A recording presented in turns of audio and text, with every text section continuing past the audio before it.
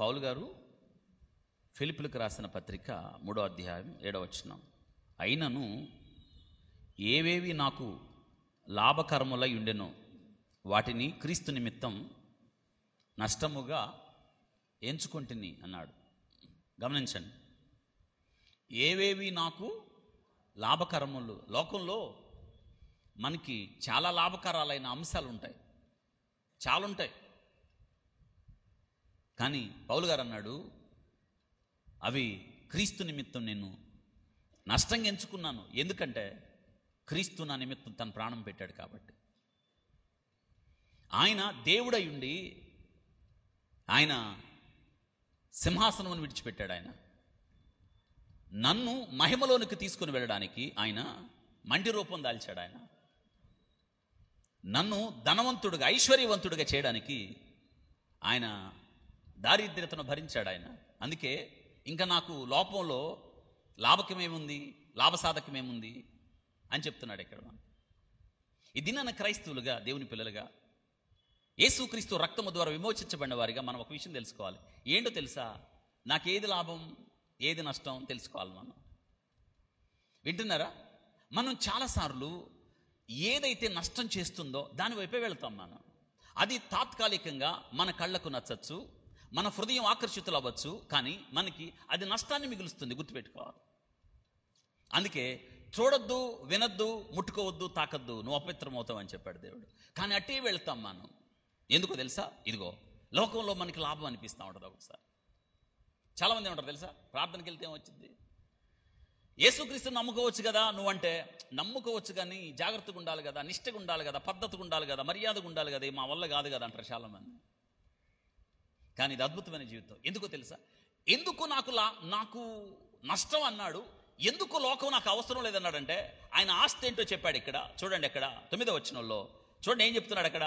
క్రీస్తును చాలు.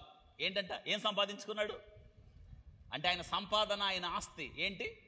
క్రీస్తే. క్రీస్తు దొరికాడు మనకి. అబ్బా, అద్భుతం కదా. మనకు దొరికెను 12 గోత్రాలు. అన్ని గోత్రాలకు యెహోషువ భూభాగాన్ని పంచిచ్చాడు, ఒక్క గోత్రానికి తప్ప. ఎవరు? ఎందుకని? దేవుడే వాళ్ళ ఆస్తి. ఈరోజు ఆ లేవీయులు, ఆ యాజకులు ఎవరండి? చీకటి నుండి ఆశ్చర్యకరమైన తన వెలుగులోనికి పిలిచిన వాని గుణాతిశయాలు ప్రచురము చేయడానికి ఏర్పరచబడిన వంశమును, రాయల్ ప్రీస్ట్హుడ్ మనం. అందుకే మనం ఏం చెప్పాలి తెలుసా? సిలువలో మరణించిన క్రీస్తు ప్రభుల వారు నీకోసమే కదా, నా కోసమే కదా. చక్కగా పౌలు గారు రోమా సంఘానికి రాస్తూ చెప్తున్నాడు, తన కుమారుణ్ణి అనుగ్రహింపక వెనుతీయనివాడు. తన కుమారుణ్ణి అనుగ్రహింపక వెనుతీయనివాడు. పదాలు గుర్తొస్తున్నాయా? అనుగ్రహించక వెనుతీయలేదు. ఆయనతో పాటు సమస్తమును, ఆయన మీ ఆస్తి అయినప్పుడు, ఆయన మీ సర్వస్వం అయినప్పుడు, ఆయన మన జీవితం అయినప్పుడు, ఆయన మన జీవితానికి ఆధారమైనప్పుడు, జీవమైనప్పుడు ఇంకేం కావాలి? అప్పుడు చెప్పగలుగుతాం మనం. ఏం చెప్తగలుగుతాం తెలుసా? ఆసాపు అన్నాడు, ఆకాశమందు నీవు నాకుండగా నాకేది? ఇది లెక్క. అప్పుడు మనం చెప్పగలుగుతాం. అంజూరపు చెట్లు చెప్పండి, తర్వాత సాలలో పశువులు. కంటత వాక్యం కదా అది, అది కూడా మర్చిపోతేట. కొన్ని కంటత వాక్యాలు మీరు అంత వేగంగా చెప్పాలి. హబక్కుకు గ్రంథం చివరి అధ్యాయాలు చివరి వచనాలలో వింటున్నారా? నా దేవుని యందు నిరీక్షణ ఉంచుతాను అన్నాడు హబక్కుకు. ఎవరైనా చెప్పండి, ఎవరైనా అంటే హబక్కు అంటే హగ్, కౌగిలించుకొనుట. అంటే ఎవరిని కౌగిలించుకున్నాడు ఈయన? దేవుణ్ణి కౌగిలించుకుంటే ఏమొద్దు. మనం ఏం చేస్తాం? కాసేపు దేవుణ్ణి కౌగిలించుకుంటాం ఆదివారం, మిగతా సమయం అంతా ఎవరెవరినో కనిపించిన వాళ్ళు మొత్తాన్ని కౌగిలించుకుంటా పోతేట. నేనేమంటాను తెలుసా? మన హగ్ ఒక్కళ్ళకే ఇవ్వాలి, మన ఒక్కళ్ళ కౌగిల్లోనే ఉండాలి. ఎవరు అది? పెద్దగా ఎక్సలెంట్. దావీదు ముసడైపోయాడు, అడుగుతున్నాడు. ఒక్క అమ్మాయి ఎతికి పట్టుకొచ్చారు. ఆ ఊరోళ్ళు ఏంటో కానీ మామూలు కాదు వాళ్ళు. ఎవరాళ్ళు? షునేమీరాలు. షునేములు తెలుసా? షునేమీరాలు, షునేము పట్టణం. భక్తిపరులు. మన చీరాలు ఆడవాళ్ళలాగా భక్తిపరులేగా అమ్మ మీరు? ఎందుకు భయ?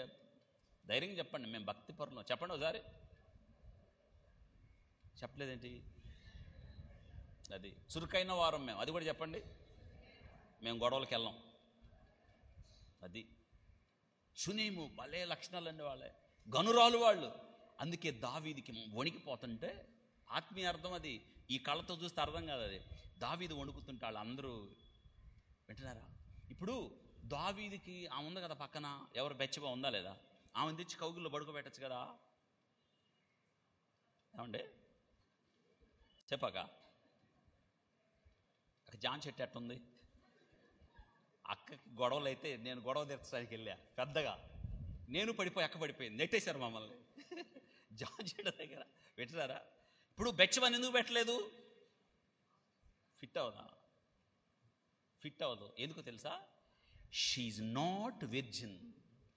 ఆమె కన్య కాదు. అందుకే వెతికి ఎక్కడి నుంచి తీసుకొచ్చారంటే ఆమె పేరు ఏం పేరు? అబీషగు. ఆమె దావీదు కౌగిలిలో ఉండెను. సరే, దాని అర్థం ఏంటో తెలుసా? హగ్. దావీదు వణుకు తగ్గెను. ఆమె దావీదు కౌగిల్లోకి వచ్చేసింది కదా. ఇద్దరు ఉభయులు ఇద్దరు ఏకమయ్యారు అక్కడ. గుర్తుపెట్టుకోవాలి. అంటే దాని అర్థం ఏంటంటే కన్యామ. ఆమె జీవితకాలం అంతా కన్యగా ఉండిపోయిందా లేదా? దాని అర్థం ఏంటంటే దేవుని కౌగిలించుకున్నప్పుడు నీ జీవితంలో ఏది అవసరం రాదు. దావీదు కౌగిల్లోకి అభిషేకం వచ్చింది కాబట్టి ఆమె జీవితంలో తృప్తి నొందిన కన్య ఆమె. అటువలే క్రీస్తు కూడా సంఘమును ప్రేమించి సంఘము కొరకు తనను తాను అప్పగించుకున్నాడు. సంఖ్యం కావాలి మనకి. ఆయన కౌగిల్. అందుకే హబక్కుకు ఆయన కౌగిల్లోకి వెళ్ళాడు. అర్థమైందా? అందుకే ఇక్కడ ఒకనప్పుడు ఈ సౌలు కూడా ఇక్కడికి వెళ్ళి ధర్మశాస్త్రం అన్నీ పట్టుకున్నాడు. అది ఉంటే చాలు, ఇది ఉంటే చాలు అని అక్కడికి వెళ్ళాడు. అధికారం పొందాడు.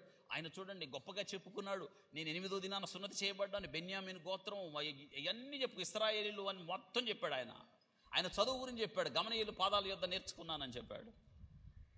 కానీ చివరికి అన్నాడు, వాటి విడిచిపెట్టి ఎవరిని కౌగిలించుకున్నాడు? అందుకే క్రీస్తును సంపాదించుకున్నాను అన్నాడు.